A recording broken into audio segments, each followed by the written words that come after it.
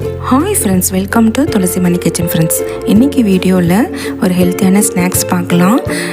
ரொம்ப ஈஸியாகவும் டேஸ்ட்டாகவும் டக்குன்னு எப்படி ரெடி பண்ணுறதுன்ட்டு பார்க்கலாம். ஃபஸ்ட்டு 3/4 கப் அளவுக்கு தயிர் சேர்த்துருக்கேன். மிக்ஸி ஜாரில் தயிர் சேர்த்துட்டு 2 உருளைக்கிழங்கு அதில் தோல் எடுத்துட்டு இது மாதிரி கட் பண்ணி சேர்த்துக்கோங்க. சேர்த்துட்டு அது கூட 3/4 கப் அளவுக்கு கோதுமை மாவு இல்லைன்னா மைதா மாவு ஏதாவது ஒன்று சேர்த்துக்கலாம்.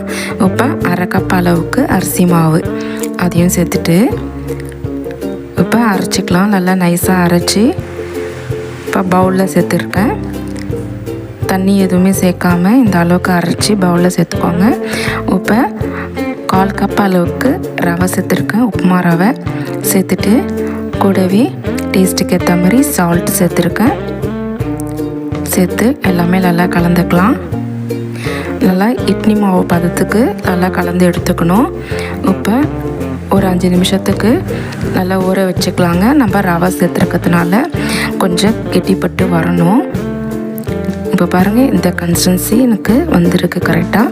இப்போ கட் பண்ணி வச்சுருக்க வெங்காயம், கொஞ்சம் இஞ்சி, கொஞ்சோண்டு பச்சை மிளகாய், கூடவே கொஞ்சம் கருவேப்பிலை, கொத்தமல்லி, குக்கிங் சோடா ஒரு 1/4 ஸ்பூன் கிட்ட சேர்த்துருக்கேன். கூடவே கொஞ்சம் சீரகம் சேர்த்துட்டு நல்லா கலந்துக்கலாம்.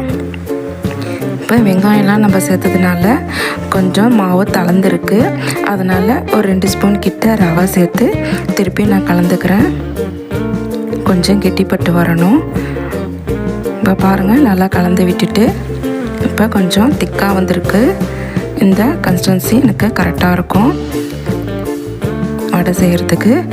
இப்போ ஆயில் ஹீட் ஆகிட்ட பிறகு நம்ம கலந்து வச்சுருக்க மாவை கொஞ்சம் கொஞ்சமாக கிள்ளி சேர்த்துக்கலாம்.